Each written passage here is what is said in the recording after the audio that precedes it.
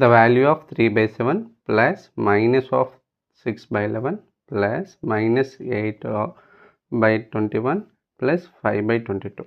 Okay, దీని value కనుక్కోవాలంటే first మనము denominator substitute చేయాలి. 7 and 21. The 21 is a multiple of 7. So this can be simplified very easily. So I am taking regrouping this. Okay. Next minus 6 by 11 plus 5 by 22. These two are multiples. So వీటి రెండింటి LCM ఏమవుతుందంటే 21 అవుతుంది. So దీన్ని 3 by 3తో multiply చేస్తున్నాను.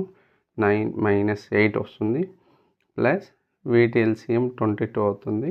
So దీన్ని -12 plus 5 ఇదేమవుతుంది 1 by 21 plus ఇది -7 by 22 అవుతుంది.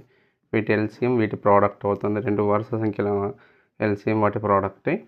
So 21 into 22 cross multiply చేసేది 22 ప్లస్ -7 into 21.